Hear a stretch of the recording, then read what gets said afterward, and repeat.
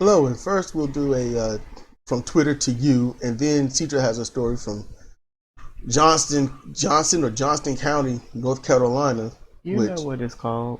Johnson County. We're gonna go with that second. So first, this Twitter thing because I'm looking for wrestling stuff, and this pops up. So since I have to see it, you're gonna see it, and these will be brief. Don't worry. So this is a shooting that took place in Timberview High School in Texas. So the headline is 4 people injured after school shooting at Timberview High School in Texas. Police in Arlington, Texas confirmed that an 18-year-old opened fire inside Timberview High School after a fight with another student, leaving 4 people injured before fleeing. Police say 2 of the 4 people were shot and 3 of the victims were taken to hospitals. Authorities added that the suspect is still at large and the search is ongoing. You know what you need to know. This is my first time reading this. Okay, 4 people injured, 3 hospitalized, 1 declined treatment. It's interesting. Police believe the incident started between 2 students in a classroom. Suspect has been identified as 18-year-old Timothy George Simpkins. Search for suspect is ongoing. I assume that he probably found him by now or whatnot. But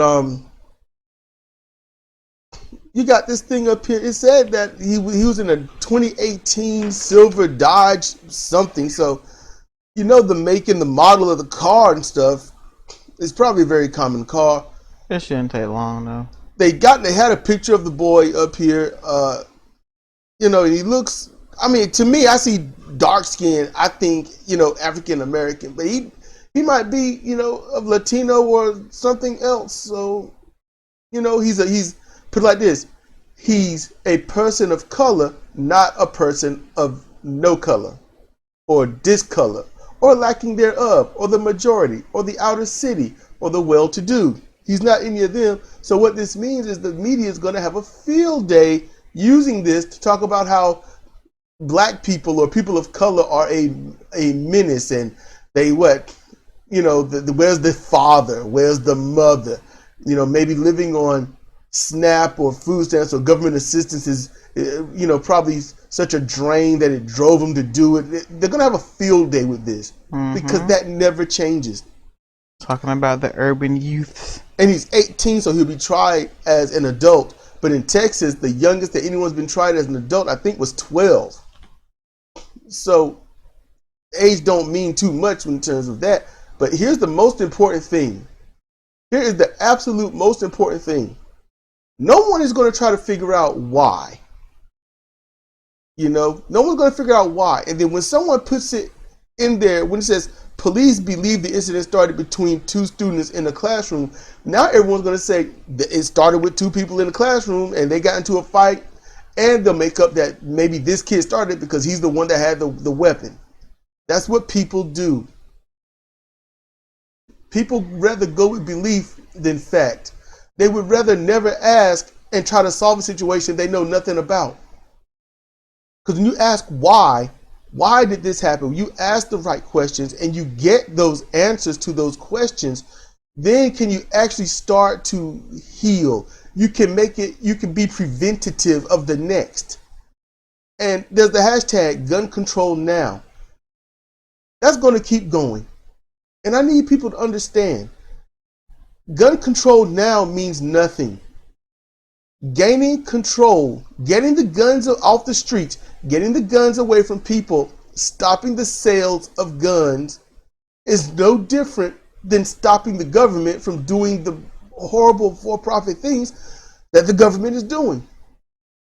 People don't want change. They just want to complain about what it is. This right here, this shooting, should help people understand that things are back to normal. It's just that the only true tribes are you a mask or are you not a mask? That's about it. But no one's going to ask this kid why. They're not going to get to the bottom of it, especially when one kid refuses treatment. That could be because their family can't afford a hospital bill. It might be because that kid is like, if I go in, then I got to ask and answer questions, and I might have been the one at fault. Who knows? This kid probably brought a gun to school because the other kid is known for having weapons. And it's going to be something. It's like, yeah, I'm going to get you tomorrow. I used to receive threats like that all the time. Oh, I'm going to kill you after class. I'm going to kill you before we get to the bus. Or I'm going to get you at some point. I used to get threats like that all the time. Someone like me, I would have needed a gun because it was never anyone by themselves. So yeah, for me, if I was this kid and I kept getting those threats, and maybe if I were bullied, if that were happening, yeah, the person and his crew might have got shot. That might have happened. It probably would have been a good fist fight. The others would have joined in, then people would have started getting shot. Because I'd have been scared for my life. I mean, is it all right for a police officer to protect themselves in a murderous way, but a civilian can't protect themselves in a non-murderous way? Because he hasn't killed anybody. No one's died. Compare and contrast. It's like, well, that's police. That's official. Okay, then. So it's okay for them to come and kill you if they think that you're a danger to them. Gun control can't just be for minorities. Gun control can't just be for civilians. Gun control has to be for everybody. There has to be standards, policies, and things like that. Because without it, you've got nothing but, well, gun anarchy. Because that's legitimately where we are. If you got a gun and you use it, okay, you go to prison or you might get shot. But hey, what's done is done. And, just if you find out why, I think if there are legitimate reasons on why, and you find out this isn't a habit, this is just maybe he's protecting himself, maybe the judges and stuff can go lenient on him. Because if it's not something that's going to reoccur. It's a one-time thing. Just keep in mind, everybody, even though it's a rule, no one goes by it. But adultery, that's criminal. I mean, I think that's in every state. It can't be just North Carolina. If you hear the strain in my voice, it's because I'm holding back a cough really bad. Okay, that was a quick pause just to get that out. But I'm done. There's a lot of belief in this. There's a lot of uncertainty, but everyone's going to go with what they believe and then categorize that as what they know and then say, well, I don't know, but all I do know is, and then shut it down at that. So I'm done with from Twitter to you. Now I'm going to turn it over to Sidra so she can talk about this really messed up thing that's happening.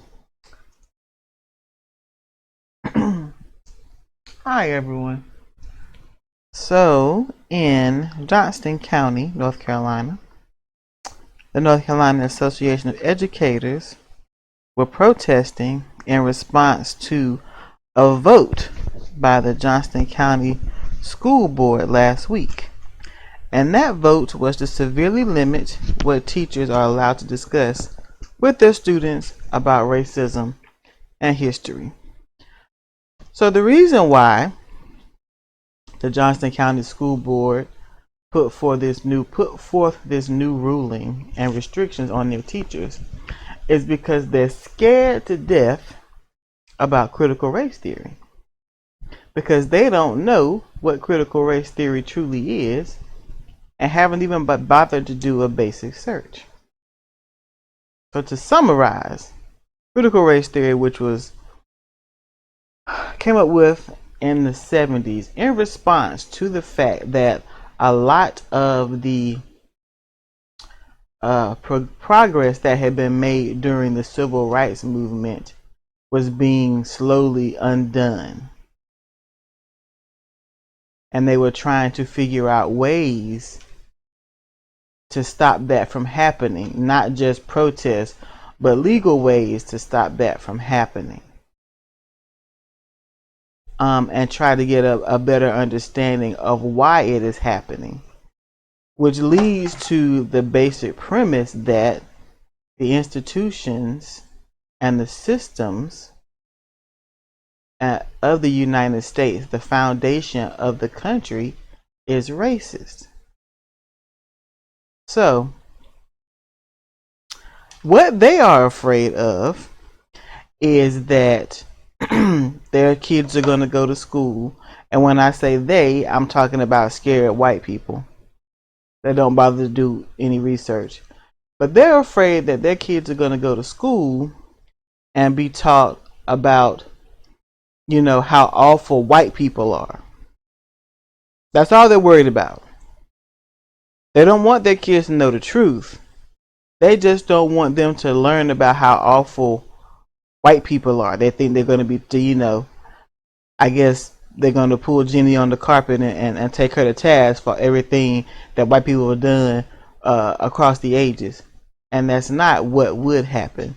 It teaches history. History is not pretty. It's not. When you're talking about the truth in any kind of way, it's not pretty. But they don't want their children to learn the truth. They want their children to learn that the United States is the greatest country in the world that ever was.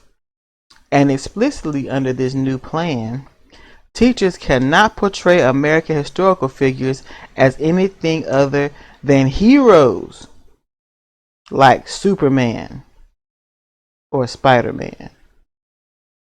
They can't undermine the U.S. Constitution, even though the U.S. Constitution, from its inception, did not count black people. Or say that racism is systemic in American history and current society. And that's just a bold-faced lie, because it is.